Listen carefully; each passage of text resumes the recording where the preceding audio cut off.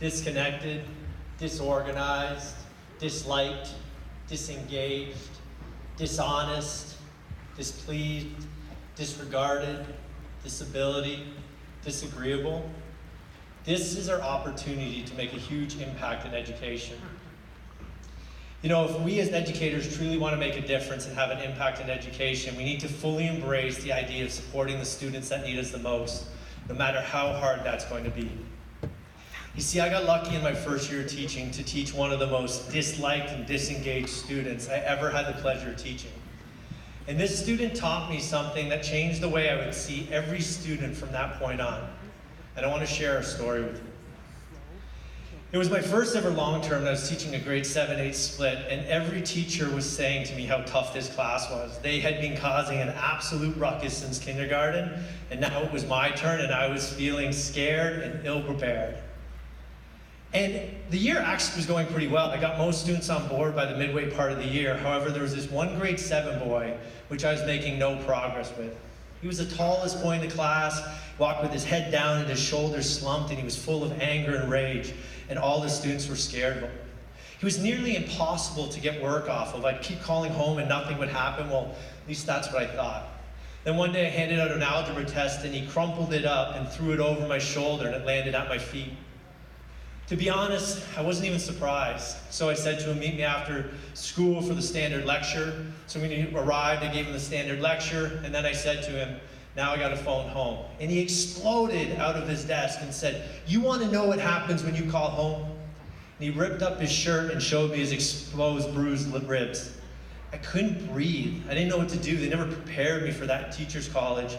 In retrospect, I should have called my administration, but I didn't know what to do. That night I went home and I was an absolute mess. I don't think I slept a wink.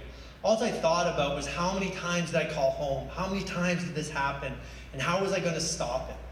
So I came with the idea that I needed to have one more conversation with them before I actually reported it to my administration. So I watched him so closely the next day looking for that opportunity to talk, and he would always rotate his pencil in his fingers like this, and this time I noticed something very different. I noticed his lips were moving ever so slightly. And then I figured it out. What he was doing was counting the seconds till he could get out of my class. Not the most flattering discovery in your first year of teaching, but it actually gave me an idea on how I could potentially help this student. So I told him I needed to speak to him after class. So when he showed up after class, I said, if you do not want me to call home tomorrow, you need to do 5 things. You need to come into my class, stand up straight, sit up straight. You need to focus. You need to try to participate in class and at least try the homework. And then you need to meet me after school for another one of these conversations. So the next day he showed up, and when I looked at him, he'd reluctantly correct his posture, focus more. For the first time, he tried and answered some questions, and he even attempted the homework. And then I reminded him, we have one more conversation after school that we have to have. So when he walked in, I asked him, how was the day? And he mumbled, okay. And I said, no, was it better or worse than the day before? And he didn't even answer me. And I said, did you learn anything new? And he said, well, that stuff in science, I guess, was interesting. Then I said, well, how was the homework?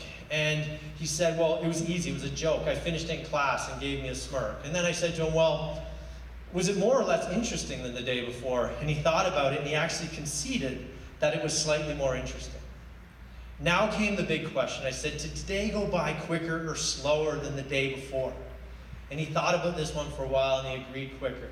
So I said to him, if it was more interesting and went by quicker, why don't you just try doing this every single day and see what happens?